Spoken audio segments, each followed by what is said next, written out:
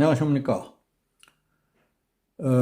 내년 총선은 저질 운동권의 정치 카르텔을 깨고 후진 정치 청산을 시대정신으로 삼아야 한다 하는 말씀을 드리겠습니다.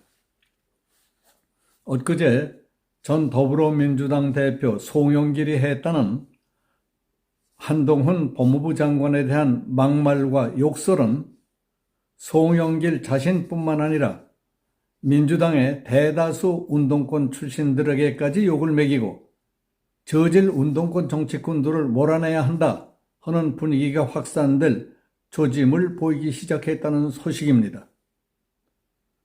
송영길이 한동훈을 향해 했다는 막말과 욕설 장면을 TV 영상을 통해 볼 때 평범하고 일상적인 사람이 아니라 제정신이 나간 듯한 사람의 언어와 태도, 당장 무슨 일이라도 곧 저지를 것 같아 보였습니다.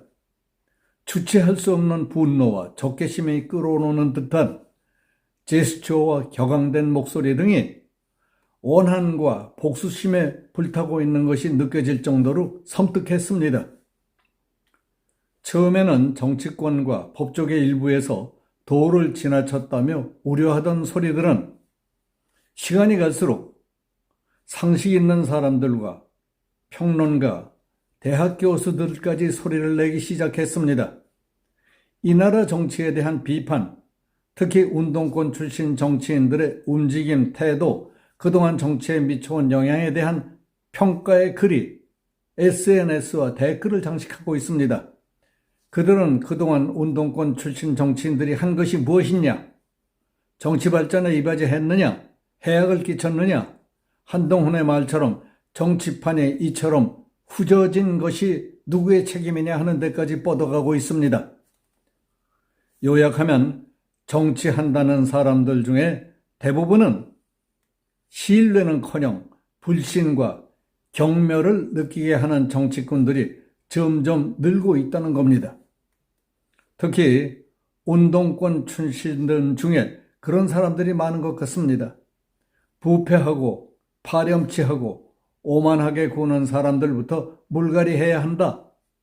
선거를 통해 유권자들이 그런 사람들을 과감하게 골라내는 대대적인 캠페인이라도 벌이자 하는 내용과 댓글들도 눈에 띄기 시작했습니다. 어떤 사람은 골라내야 할 정치인 10여 명의 이름을 나열하기도 했습니다. 인터넷에 떠도는 것 가운데에는 송영길의 처신과 관련해 시간, 장소, 문제가 됐던 사건의 개요까지 당시의 기사를 그대로 인용해 전하는 글도 계속 번져나가고 있습니다. 지난 2000년 5월 18일 광주에서 있었던 새천년 NHK 룸사롱 사건에 대한 이야기와 송영길에게 어떻게 송트남이라는 별명이 붙게 됐는가 하는 것을 자세히 소개한 것도 있습니다. 2000년 5.18 전야제가 끝난 뒤 운동권 동료들이 광주에 있는 새천년 NHK라는 룸사롱에 갔을 때 벌어진 사건, 그 사건의 주요 인물들 가운데 한 사람이 송영길이었다는 겁니다. 룸사롱에서 술 취한 김에 여자 접대원들과 춤추고 한창 난잡한 영에 젖어 뒹굴 때 나중에 참석하게 된 임수경에게 들키자 임수경이 지금 우리가 여기 왜 와 있느냐? 이게 무슨 짓들이냐? 하고 난리를 쳤답니다. 그랬더니 이름만 대면 알만한 자들이 임수경에게 욕설을 퍼붓고 싸움이 벌어지고 아수라장판이 됐던 사건이 있었습니다. 운동권들의 체면을 구기고 사회의 지탄을 받았던 5.18 수치 사건의 주요 인물로 손꼽히는 당사자라는 얘기입니다.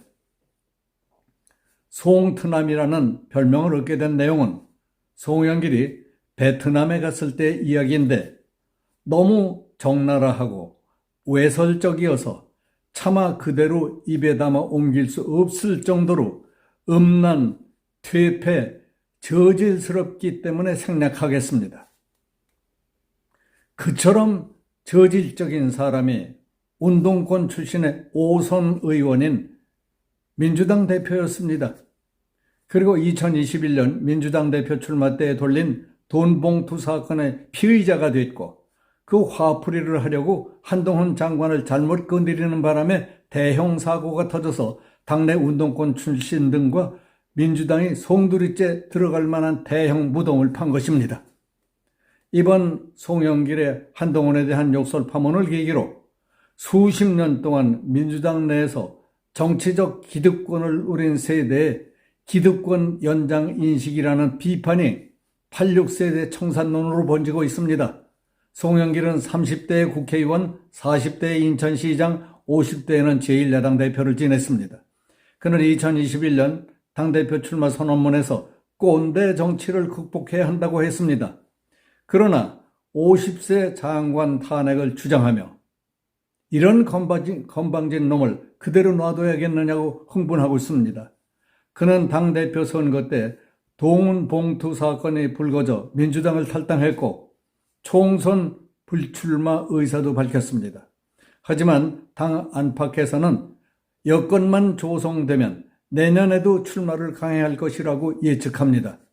나 아니면 안 된다는 86세대 중심적 사고가 여전하다는 겁니다. 민주당에는 86세대를 포함해서 운동권 출신 의원만 70여 명입니다. 대한민국 최강 카르텔은 운동권 카르텔이라는 말이 나올 정도입니다. 야권에서도 86세대 청선론과 교체론이 나오지만은 송영길을 비롯한 86세대 정치인 대부분이 내년 총선 출마를 준비 중입니다. 정치권에서는 내년 총선을 앞두고 86세대 용퇴 주장이 나오고 있지만 실제 공천이 진행되면 대상자들 대부분이 공천을 따낼 거란 예측이 많습니다. 86세대는 운동권으로 별 한 번 달았다는 걸로 평생을 누렸다며 이젠 깨버려야 할 때라고 했습니다.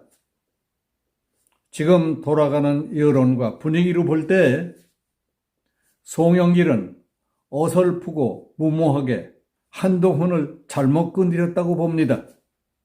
이번 일을 계기로 내년 총선은 저질 운동권의 권력 카르텔을 깨부수고 후진 정치를 몰아내는 국민 축제의 장을 만들어야 한다는 주장들이 많습니다. 국민이야 힘들든 나라야 망하든 싸움질만 하는 건달 깡패 같은 후진 정치 청산의 날로 만들어가야 한다고 생각합니다. 여기서 마치겠습니다. 감사합니다.